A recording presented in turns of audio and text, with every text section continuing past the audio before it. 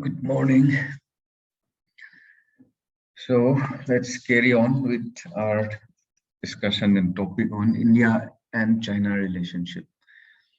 So I was saying some of those who came early. So if you read up on what I asked you to read up yesterday, then you will notice that there were some factually incorrect statements that I made yesterday in my lectures. So I'm not saying that I make that mistake in order to try you. Okay, no, it was an honest mistake from my side. I'm sorry for that. So this is with regards to the border dispute in Aksai Chin area. In Ngarang Highway line and Ido. It was not supposed to be McMahon line in the west. It is supposed to be McDonald line. Johnson line amasung McDonald line. So Johnson line je follow to taragadi Aksai Chin will come to India side, and McDonald line se except to taragadi Aksai Chin will go to China side. But China did not accept any of this, and so there is this issue with regards to settling of this disputes in this region. Aduga, I mentioned yesterday that this western sector, the challenge is small because of the geography and also because it is uninhabited. Unlike in Arunachal Pradesh where the population is there and the population support India side. But here it's a barren land, right? So there is no human elements to it as to where they want to be. So it is more challenging. So India, since yesterday we have been talking about the Tibet issues and also the border issues that we have. So in internal security class, so we've talked about the border dispute here in this sector and in this sector. So but our relationship is not just about the border disputes that we have. And also what has been done. Yesterday we have seen the 1962 war also.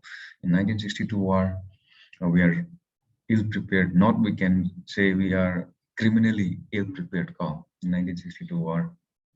And then there are miscalculations on the side of the intelligence agencies, on the side of the Indian establishment, with regards to adoption of forward policy and with regards to a response from China's side.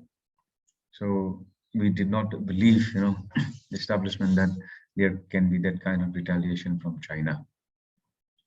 And then, in our recent memories, border area, the scuffle or confrontation standoff, like we say, you have the Depsang standoff in 2013, and then Doklam in 2017. Depsang. Okay, I'll show you the slide here.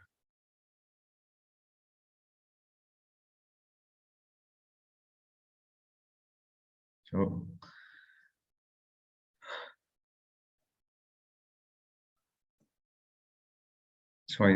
see, Depsang, and then you have Doklam, tri-junction, India, Bhutan, then you have the Galwan issues around here. So this border issues has been a recurring theme in our relationship with China. And apart from the western sector, even in eastern sector, like Arunachal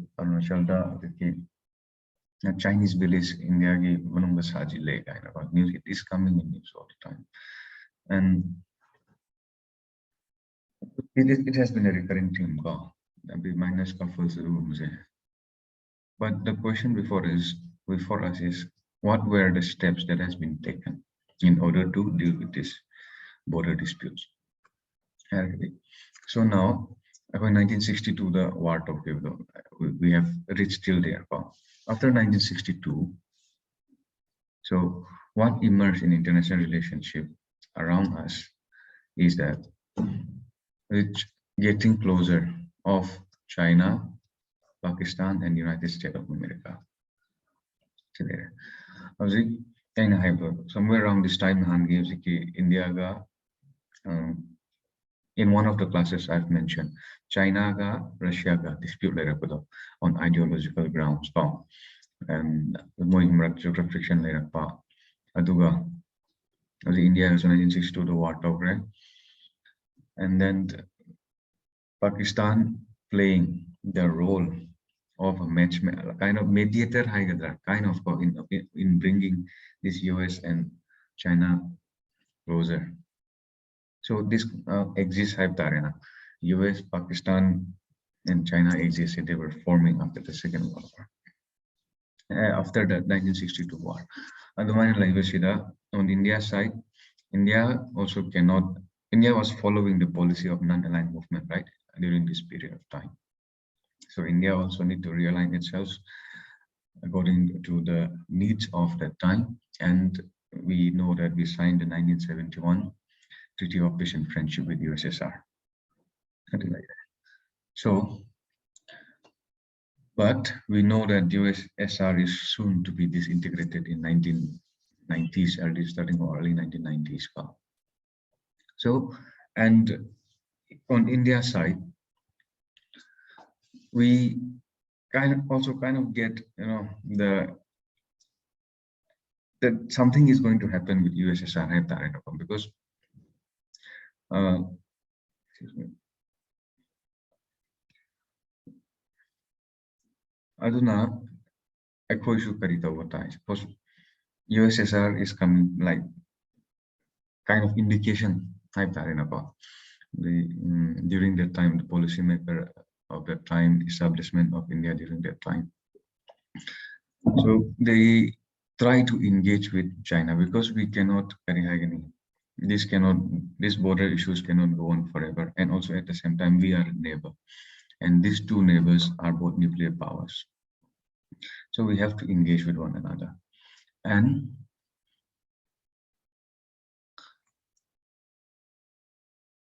India's side we try to build or re-engage a relationship with China. So now why I bring in the USSR factor is because now so far, if you go back to 1971 war, who was behind India? It was USSR, who was behind India, and to a great extent, that backing from USSR enabled us to operate in the 1970 war in the way that we want to operate. And then Hanju mentioned when US sent their navy, the USSR also sent their navy in Indian Ocean. And the United Nations Security Council, so USSR was there. They are a member of the permanent UN Security Council, permanent member, they have the veto power. They have a lot of say in it. So USSR was on our side. So, but think about it, in the event of the demise of USSR, India is going to be alone. So here, India was not, like US was more on the side of Pakistan, and we have this adversarial China. So we need to rethink our foreign policies.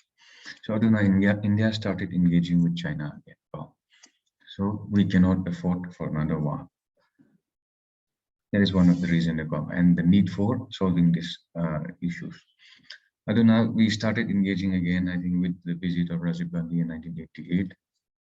And then from 1993 onwards, I think that is the visit of Narasimha Rao.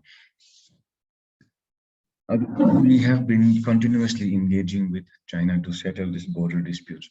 And also there are many agreements signed from 1993 till I think 2013 and all, 13 call.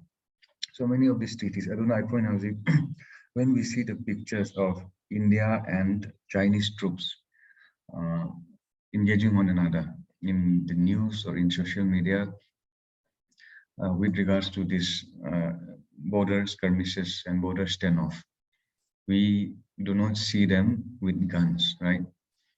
So in so Manipur ki army officer masu, it was I think honored by even the chief ministers, by this chief minister's bungalow, I think. To give picture this, it was in social media, like viral now for quite some time. And so what we are seeing is they were without guns, they were fist fighting, right? The question is why? You're an army, you have guns. Why are they not fighting with arms? Or why they are not fighting with guns? Why they are not firing at one another? And why they were fist fighting? We can well say these are all because of culmination of the attempts and the effort that has been made by both the countries in solving this border dispute. And in 1993, or 93, the 96, 2013, in 2005 also, we signed a lot of agreement. Madugi agreement, what were included here, we kind of developed a template since 1993 to solve these border issues, like masiki issues bilaterally solved animagna mutually agree in 2006 96 in particular border area arms the limitations ko 1996 in particular agreement ko agreement yanaba agreement me yawe aduna ni koina reflecting the spirit of that, the troops on the ground ko they also agreed to certain form of engagement so that the situation does not escalate to a major war. India China border that's the reason why. But the point that I'm making here is that there has been effort made in order to solve this border disputes. What in this attempt, Masida, I want to bring in one particular year, that is 2003. Baspai visit ka, Baspai Matamda. 2003, we signed a strategic partnership agreement with China.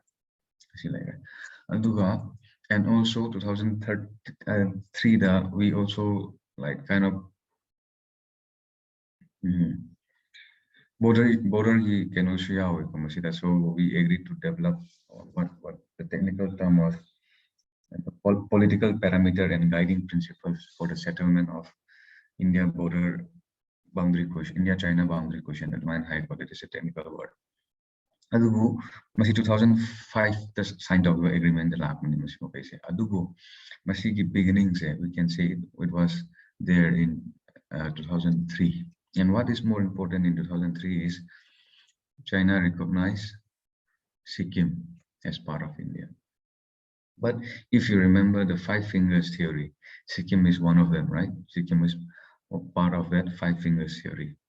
But China recognized Sikkim as part of India in 2003. And then we opened the Nathula Pass and trade engagement started from this passes. So that is the effort so far that we have been making in order to resolve our border dispute. But the skirmishes will go on in the near. I believe it will still go on. It's not going to stop. Depending on the literatures that I read on this issue, and also my own understanding of how China engaged with India, that its history from the situation would likely go on. In particular incidents, recent particular incidents, Depsang Valley, Depsang standoff, Ricky Doklam standoff, and then Ricky Galwan Valley classes, Galwan classes. The question is why, in that particular year or in that particular point of time, why China is doing this? There are some possibilities. One, China's open landing, or the other one is signaling towards India and also towards other countries, saying that I'm here to stay. I am the hegemon here in this area, and that showcasing of what it can do. And so if China can do what it does with India, then you can think of the other small countries with whom China has border dispute, kind of signaling. And also, we have since 1962 war, like India has been developing its infrastructure along the border regions, right? Of course, if we compare that with China, they were on a much they are much advanced than us, but we are also developing our border infrastructures. So in this masigi exciting area what they don't want is this Daulat Beg Oldie road. Shock in a Daulat Beg Oldie power. Lambi must say also. Excuse me. So they don't want this. They have been opposing to this, but India is also pushing through this project. And then we also, I think, recently opened here around here, Daulat Beg Oldie, the advanced landing ground. Airstrip Saba Masigi project in like against all this Masigi show Oirambi kind of long ago. Why as to stand off like the Mayamse and do like that. But whatever the reason, China is there to stay.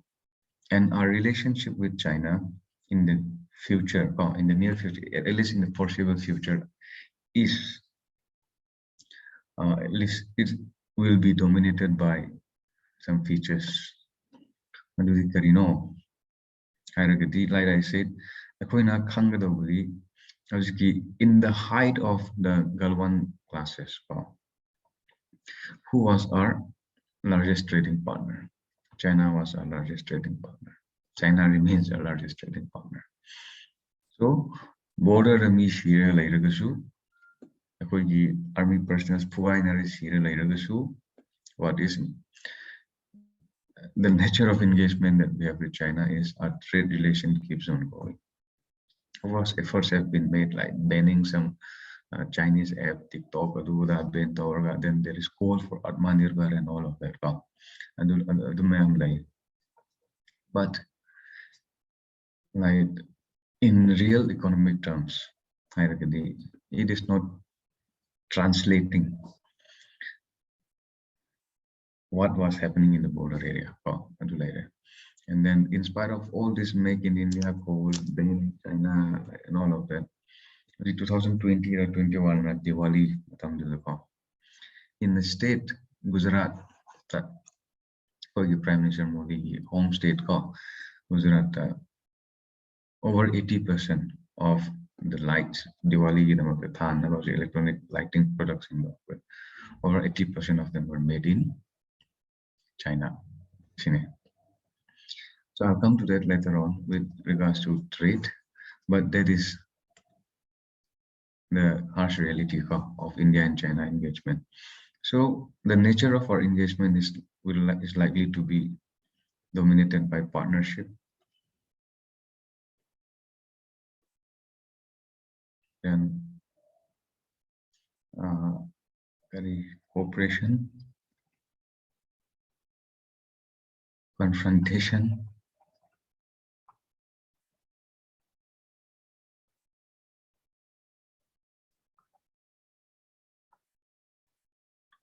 coexistence.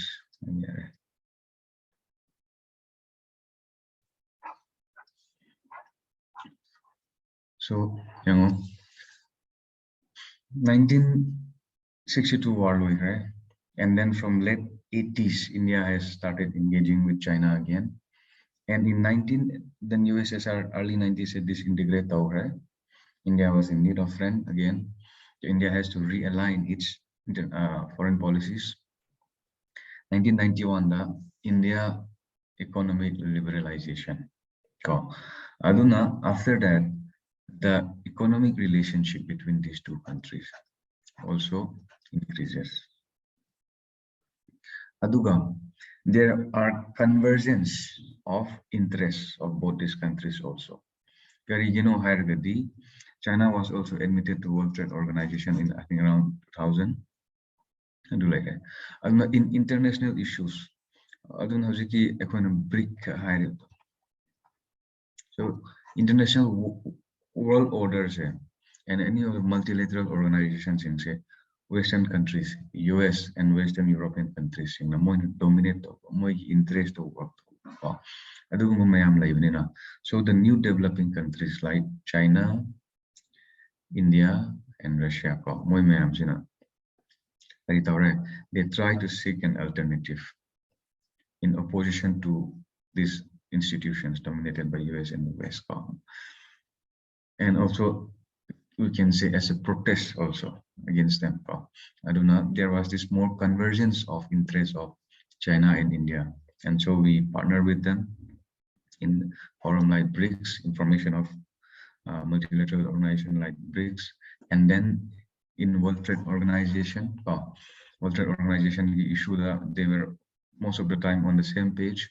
And when it comes to environmental issues, you will see that China and India were also most of the time on the same page as opposed to the Western Bloc. I don't know, see there is this partnership and cooperation element to it. And then there is also this confrontation between these two, as we see in the border areas and also in the United Nations on many issues, in voting against certain issues, or India's attempt at in membership. India attempts to be a member of the permanent member of United Nations Security Councils. China is against it, and then nuclear supplier group. So China and India, we will see the confrontational element.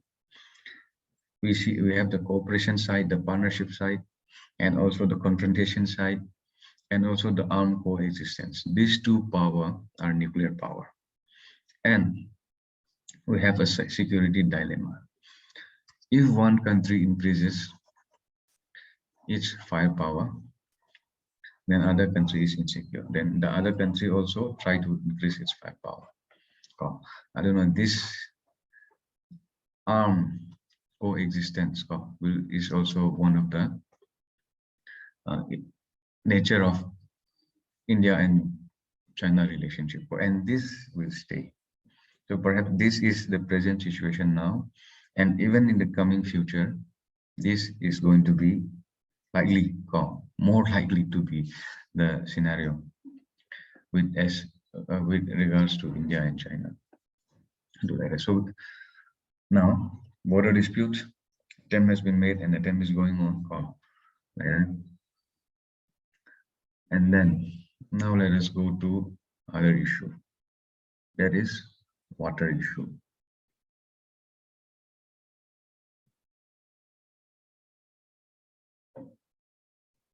So if you look at the map that I'm giving you here before you, look at the major rivers which originate in Tibetan Plateau.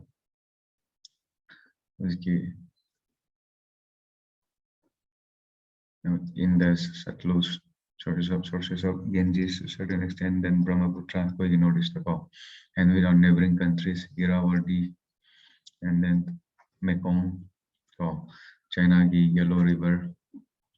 So that is why Tibet is very important to China. So if we look at the population profile of China, you will see that their population is mostly towards the east. And in this, the rivers which originated in Tibetan Plateau played a very important role. I don't know, that is, like I mentioned yesterday, that is one of the reasons of why China needs Tibet. Now coming to India and China with regards to water issue, what we have to know is that there is no water treaty between India and China. Pakistan, we have the Indus Water Treaty. As Bangladesh ka hire Ganga water sharing and then recently also the Prime Minister Narendra Modi that we agreed on sharing of water of one particular river. I don't remember the name now, but read up on that. India Bangladesh deal to one high Mali river but China ga India ga we have these two major river system. In the west we have the Indus system, Indus Satluj, and in the east Brahmaputra system. Adubu, we do not have a water agreement or any treaty with regards to water with China. Aduga Brahmachalani and I think he was a member of the National Security Council or something like that, and also a geostrategist. He says that the future war will be fought for water. It will be a water war in India and China. So there is some element of truth to that. Right, I said this is Brahmaputra River Nebo, Yarlung Sampo, India side. We call it as Brahmaputra. So we do not have a treaty with them. What we have now with China is memorandum of understanding with regards to sharing of meteorological data of the Brahmaputra River. Signed in 2002, hydrological data monsoon season not all the year round, and also adusu India pesapi idawa. Under the data because Satluj issue we have that data sharing. I think it was signed later in 2015. Later. So Maduna implication di Karino Hiragati. So these are trans boundary rivers. So the importance of Brahmaputra, the importance of Satluj to India, and the Ganga system to India, I need not highlight it. So imagine tomorrow, not imagine a threat, reality now. China is constructing multiple dams, hydroelectric project in this Yarlung Sangpo, which is Brahmaputra River on Indian side. So this is an issue for us. If you remember, apart from India, these rivers also flow to Bangladesh. And we also know that India has problem of water sharing with Bangladesh.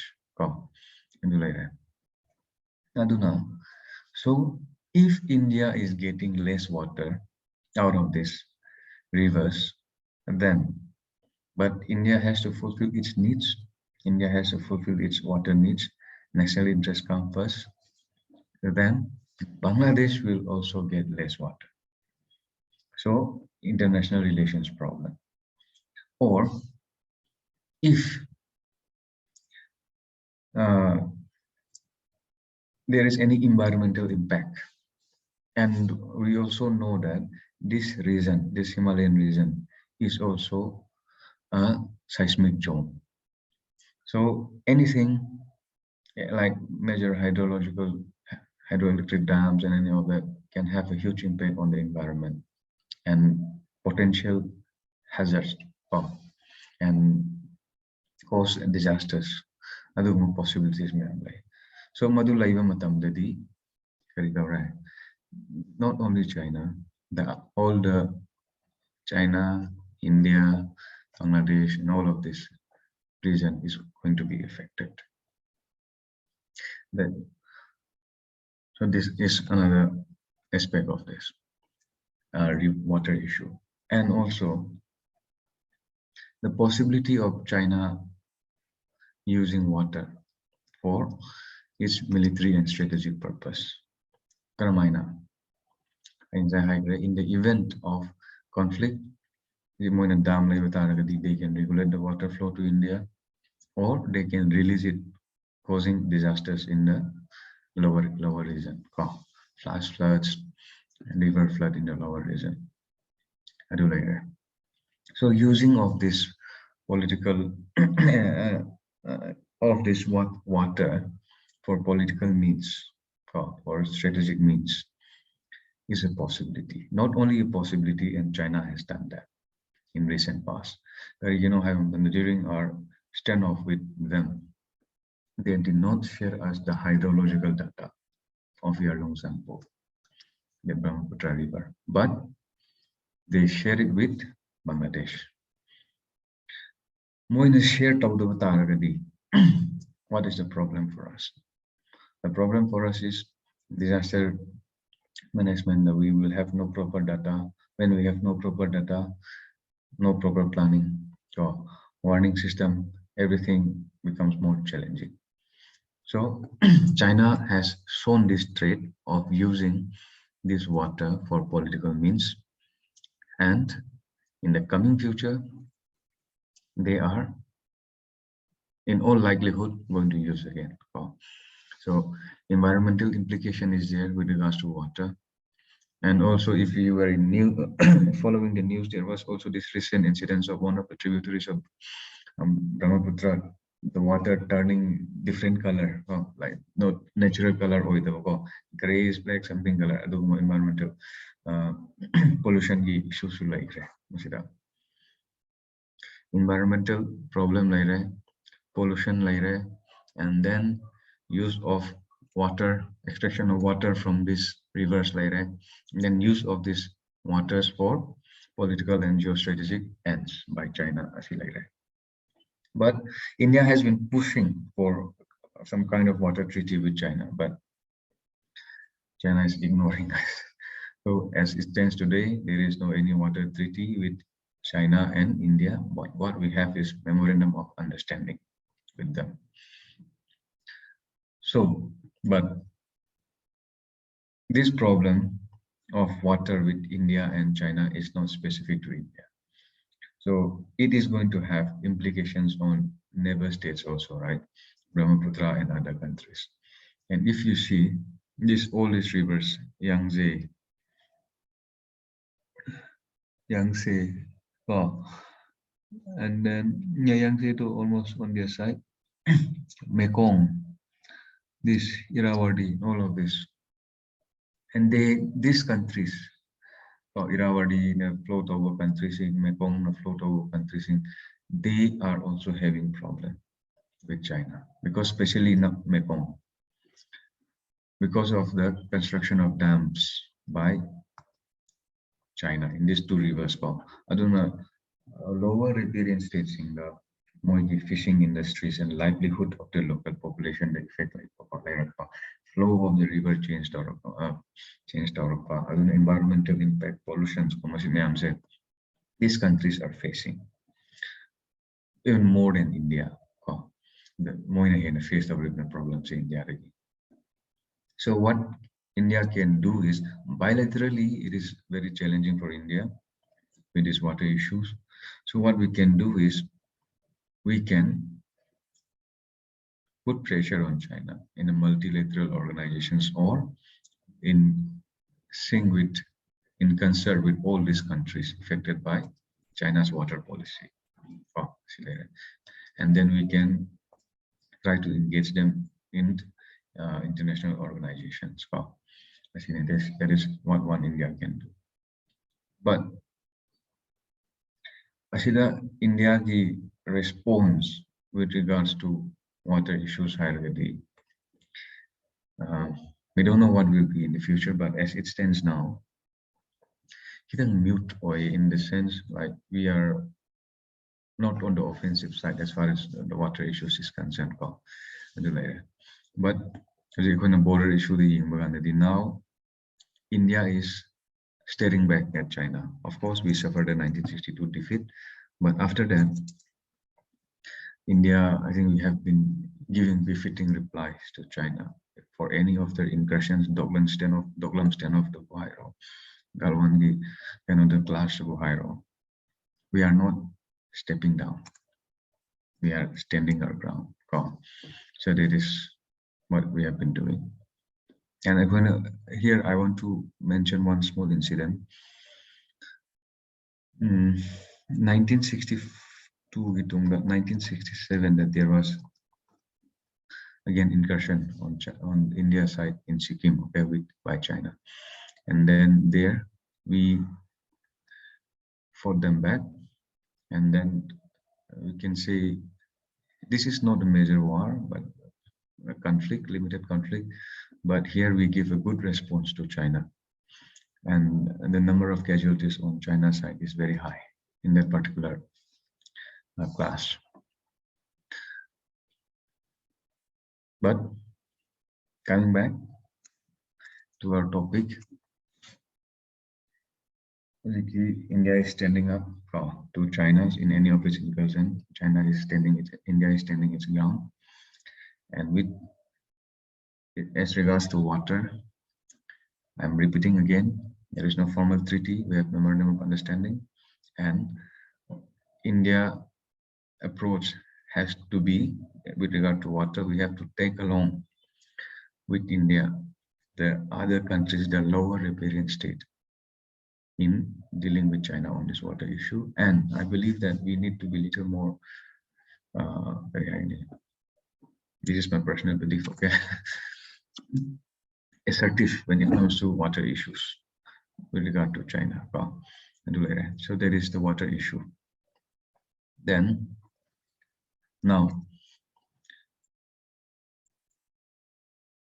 so Arunachal Pradesh ki matang dasu, I've mentioned yesterday how in the 1962 war, how they penetrated into this Nepal region and how they unilaterally pulled back, and also the possible reason of why they pulled back.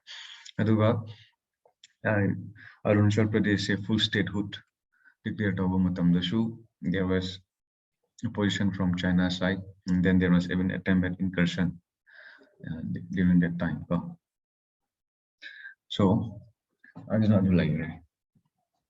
But how's it ki current oiba issues ta India ka China ki marakta labor issues say let's deal with it like Belt and Road Initiative kumba string of peers kumba pakhayin se adubu madu laktrigaida akoina China ki maramda khara khangado. Yesterday I've told you about the Middle Kingdom syndrome or Middle Kingdom complex of China. Adu like that.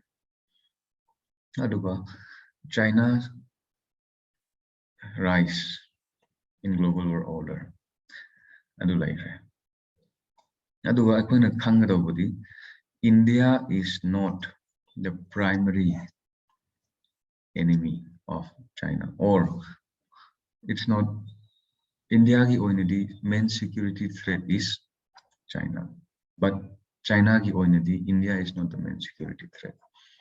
China ki oinadi their main theater is the West.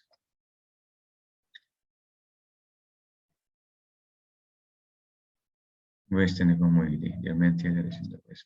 So that is the difference with regards to India and China. India ki oinadi moise they are main threat, but China ki oinadi India sinate, but their interest lies somewhere else. And like that. That is there. So how is China projecting its hegemony in the region or challenging US hegemony in the world? Hierarchy, very high BI. China's assertive posture in its neighboring region. China's investment around the globe. In this, one important project of China is BRI, Belt and Road Initiative. So India is against this Belt and Road Initiative. And why is India against this Belt and Road Initiative?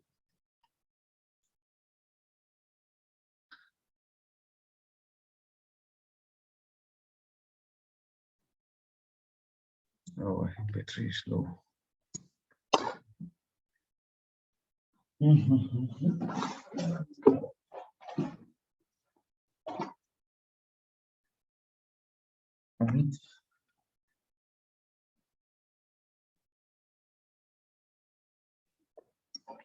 So Belt and Road Initiative. This is China flagship project. So the maritime route, actually the element the land overland route element and then the maritime route link maritime route element actually the moina they are developing multiple projects around the globe, connecting the world through these projects.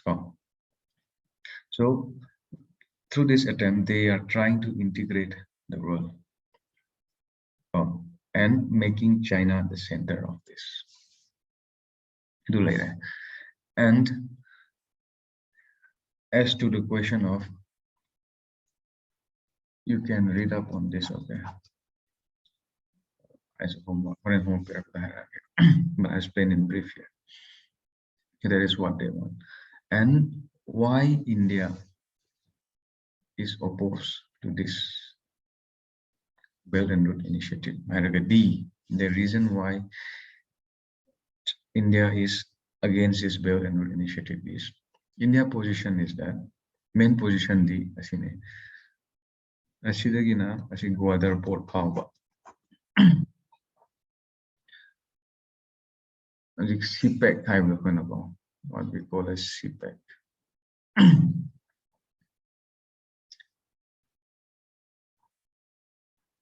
China-Pakistan Economic Corridor. See, this is one of the major route of this major sector of this Belt and Road Initiative. Kasgar dagi Guadar Pawa Moigi CPEC.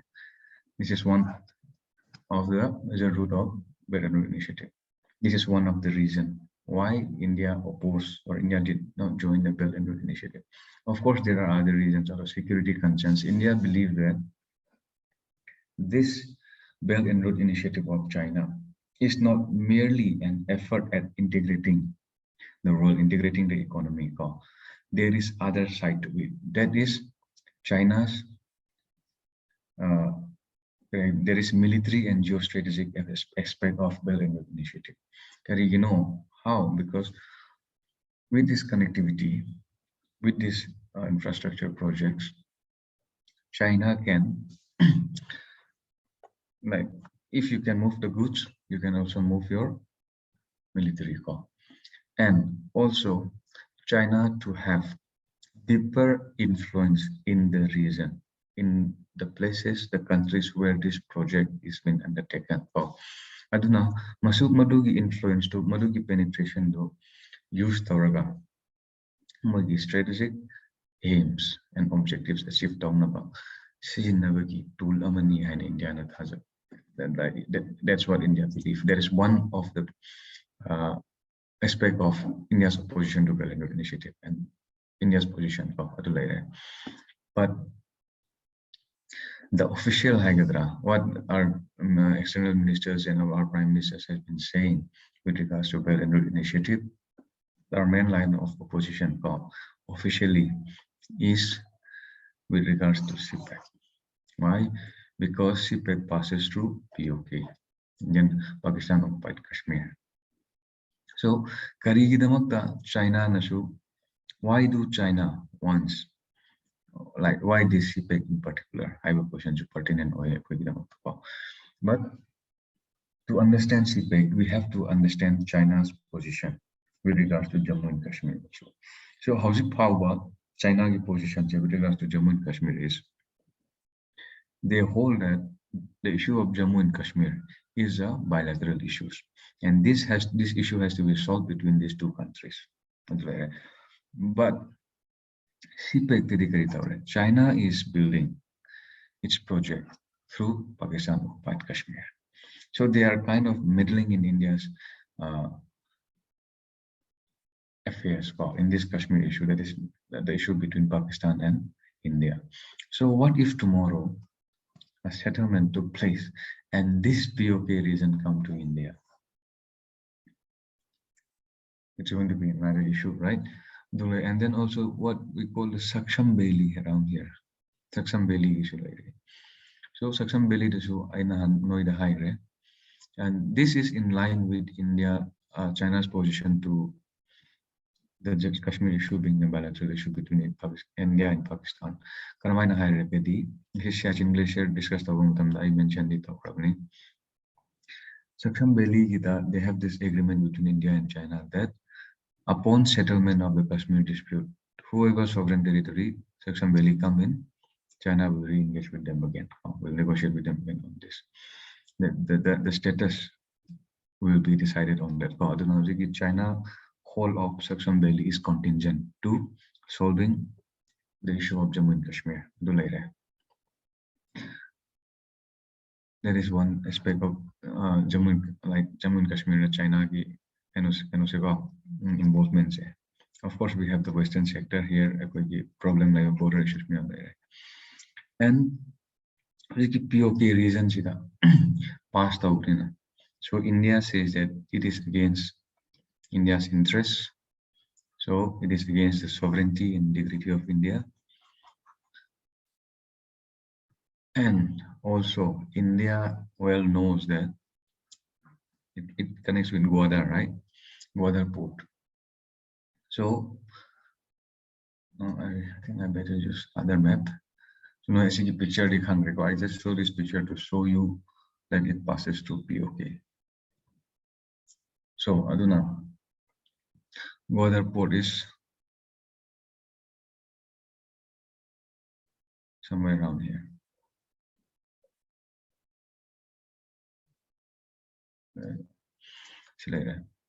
Aduna,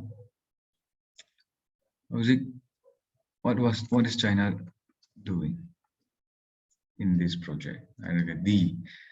Of course, we have this the economic aspect later. They've invested a lot, I think over 50 billions, I think. Aspect to the later economic aspect. And then the other aspect of it is there are many resources around this region. China wants to extract them. Those are all part of economic aspect. And the other one is what? I see the Malacca Strait have about one choke point. So China is an energy deficient country. So all the oil tankers and its cargo vessels, whatever is produced in China has to go to other countries, right? But because of its trade, so it passes through this region.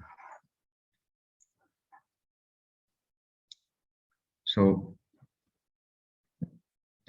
India has advantage in this Indian Ocean because of geographical proximity, because of Indian naval presence in this region, and we have here a tri-service base here, and our major ports are around here.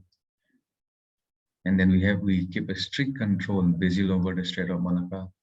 Aduna, China is aware of this disadvantage in Indian Ocean. So this is a kind of alternative also. Instead of going here. This is one of the aspects. And also Gwadar port. The Chinese presence in this coast of Pakistan, in this region, can be very harmful for India. Why? Because all the... Wait, let me show you other map.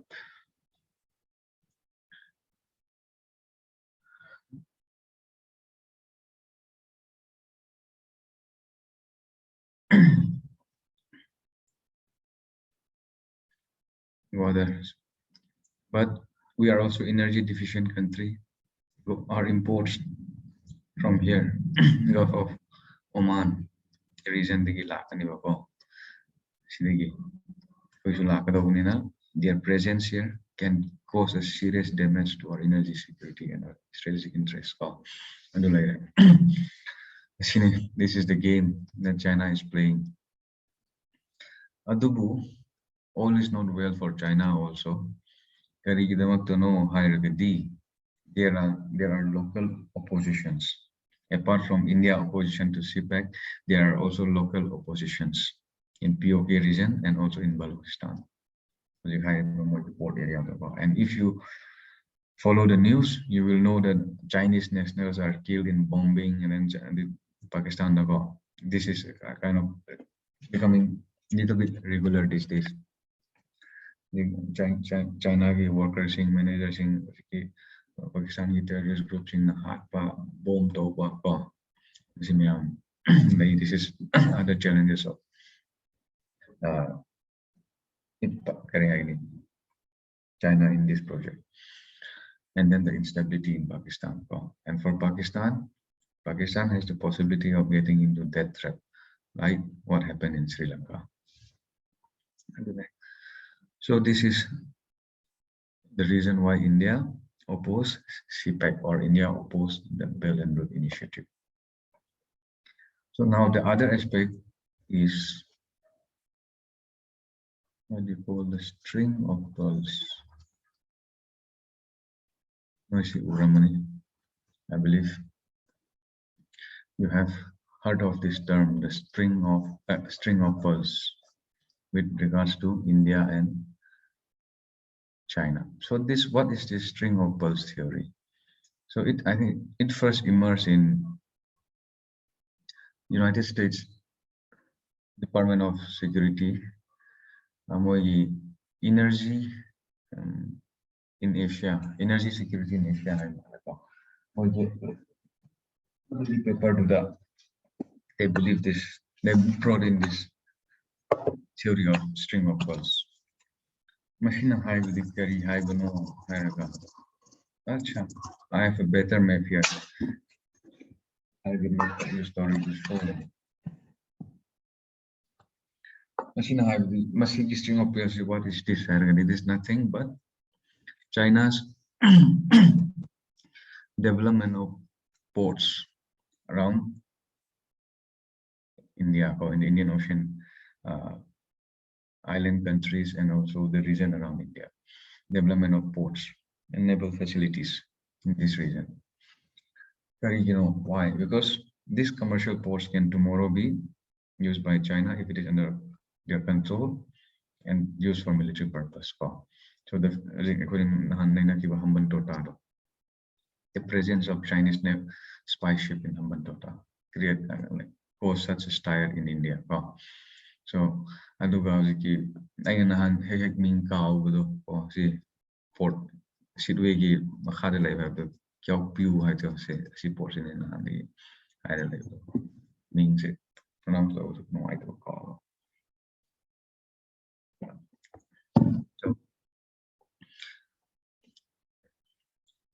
So this theory believes that China is encircling India with all these port facilities, naval facilities around the Indian Ocean. So what is the implication for India? Now, India, China on overland, northern side today, China has much advantage as compared to India. They have better infrastructures, they have more militaries, they have better arm hydra, so they are at an advantageous position in over the land. More infrastructure, they can move their troops more easily. More advantage like that. But in the ocean, India has more advantage. Why? Because they do not have much naval presence in the Indian Ocean. China, because India, we have naval bases around the coast, and then we have what we Andaman Nicobar Islands is in the unsinkable warship kind of naval carrier. As I say, this is of strategic importance to us. Why? Because it is close to Malacca Strait, Singapore Strait of Malacca. So China has this advantage with regards to India when it comes to the Indian Ocean. And as I mentioned before, each energy needs is going through this. This is a shipping line. And also its cargoes passes through the Indian Ocean. So what China is doing is they're developing these ports in the region around India. Bangladesh si Myanmar si Coco Island si Cambodia Thailand Cambodia around this region, and then Sri Lanka, Maldives, I think they recently have a base in Djibouti now. And like Maduna Asimayamshi Laiba Taragadi. India Nangasai enjoy Tauramba advantage. It's going to come down. Right? So India does not want that. But China does not accept this string of pearls theory. Moina Haibsiki Karino.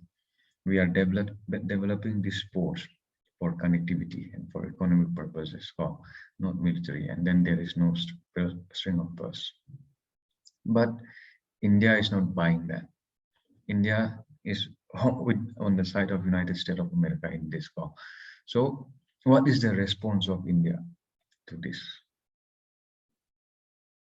So here you can say versus necklace of diamond strategy. This kind of these names. I should use the official name that they call.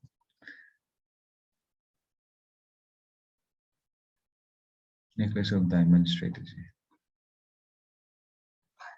This is India's strategy in response to all this Chinese engagement. Masina Karit, what is necklace of diamond strategy? D. You say India so what India does is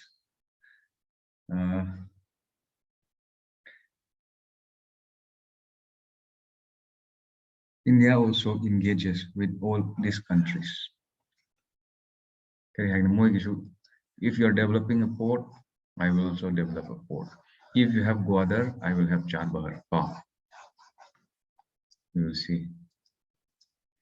If you have Charbahar port, very close to Gwadar port. So if you have port here, I will also have port here. It's a kind of game, balancing one another in this region. So what India is doing is India is engaging with these countries in the east bilaterally and through multilateral organizations, and also I mentioned about balancing, external balancing, like India's engagement with Japan, Korea, Australia, and then formation of organizations, multilateral platform like the Quad. And in India engagement in the Indian Ocean countries, Maldives, the Borough, Mauritius, the Borough, Seychelles, the Borough. These are all parts of India strategy as opposed to the string of pearls. So Ashijida, I'll send you one article from Times of India in the group. I'll share you the link, and then you can read up on this. It's interesting. See later. So, Adubu. Can India and Pakistan, India and China remain enemies forever? So, Chief Minister, External Affairs Minister, and I think was very recently, few days ago, says that it is better for the world, for India and China to have solve their issues. India and China relationship is good for the world. So in light of that, yes, it is good because I said China is economically stronger, way like 3 times, 4 times than our economy. China compared to military expenditure on all terms, they are way ahead of us. I do not. It is better for India to have a quieter front with China, and also that we have the developmental needs of India, but does not mean that we remain complacent. We have to be vigilant with China. And then the issues like the Galwan classes, Doklam standoff, and like incursion by the Chinese sides every now and then keeps India on the top. So China, I think I've mentioned in the first class also, China wants to contain India. They want to be the #1 in Asia, #1 in the world, and they does not want India even to be the #1 in South Asia. So what do they do? What is the strategy that they use? Support for Pakistan. As long as there is conflict here, India will be contained, and then Myanmar, and then India's others Indian neighbor in the surrounding region. Continuously engaged over influence in the more development, more investment, and trying to contain India. So India is cited a necklace of diamond strategy. This look is policy though. That is also one of India's strategy for in containing China. I think I'll take one more classes on China, because China is like it's really big, the topic, and the issues are also many. So I think we might need one more classes. So like we have still yet to see India position in Hong Kong, India position in Taiwan, India position in South China Sea. We need to discuss here a little bit. So I'll just mention here a few points. Look, is policies issue one of more than the economic side. It has also geostrategic implications, because India wants to engage with this Asia, with these countries in the region, and whom China also has issues with regards to South China Sea, and India is also engaging them, like in terms of trade, in terms of selling military hardware, investment, and all of that.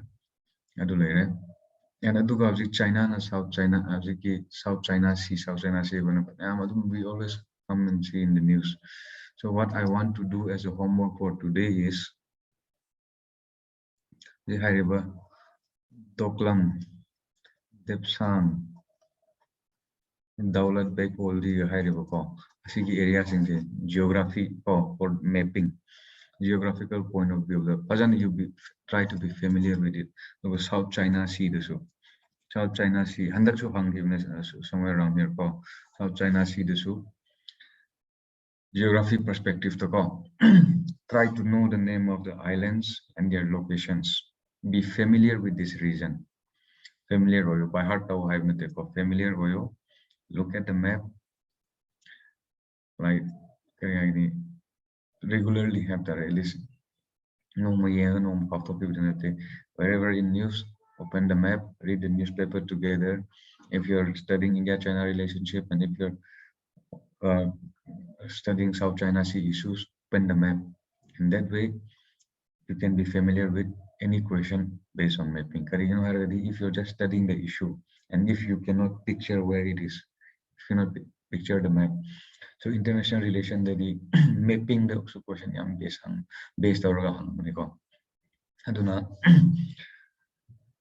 always use the map whenever you're studying issues. So if you Doglam issue then open the map and see, be familiarized with the region. Depsang and Galwan issue deal open the map and be familiar with the region.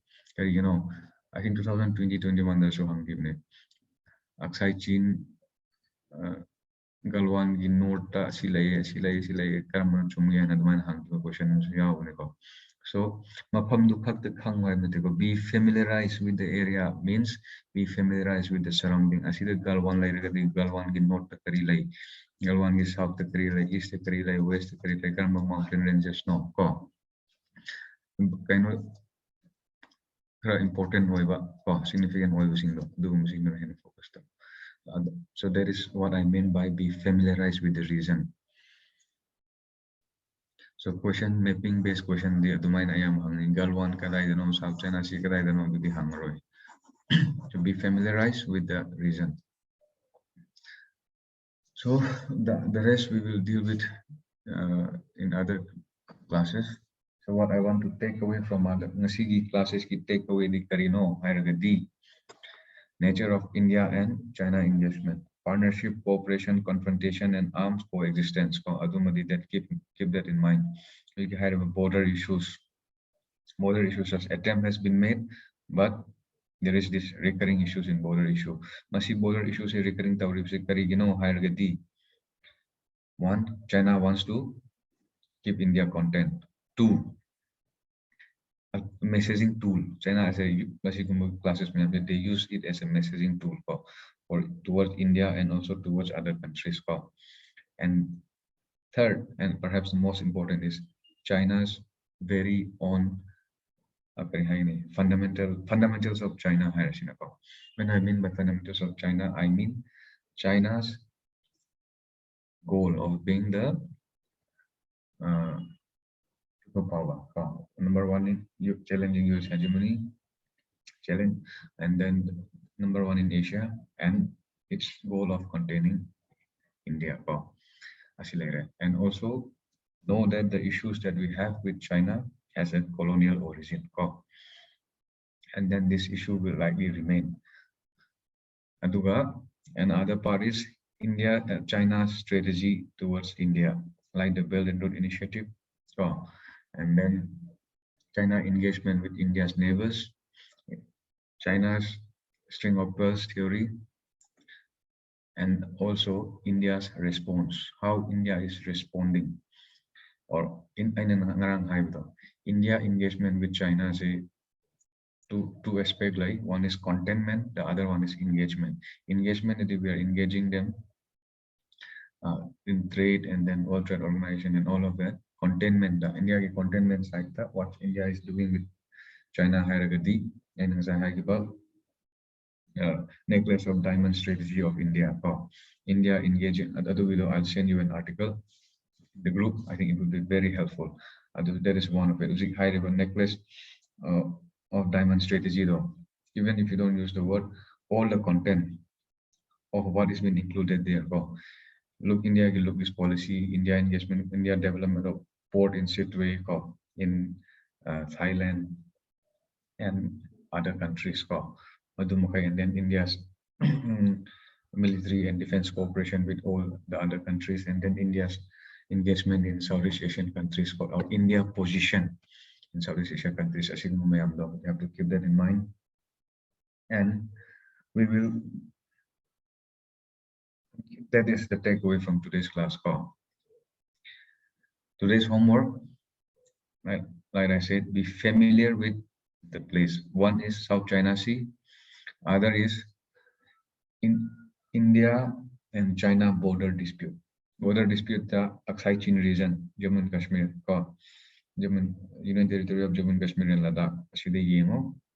Look at the map there, and also other Himachal Pradesh area. So that is for today. That is the homework. And you can read it on Belt and Road Initiative, why India opposed it. So that is the homework for today. And please, in a type of class, if you have difficulty in understanding what I'm speaking here, or what I'm talking here, what I'm teaching here, or if the quality of my lecture is less, and I believe that it is a possibility. So the way I present here, the quality might be up to your standard. That much I have the humility to accept it. But what I'm telling you to do after the class, please do it sincerely. So even if I don't know, explain to you properly, I at least know how to direct you of what to study and what not to study. I think at least I can do that. I have that much confidence in that. So Aduna, what I tell you after the class, please follow it sincerely. India, China, the read up. I don't know how many of you read up. And if you read up, no, I give factual mistakes to like the Johnson line and the McDonald line. If you have read up, you would have known before I tell you. But if you know before I told you, it is good. If you don't know, it is unfortunate. Because whatever I say in the class, I'm a human being, I'll make mistake.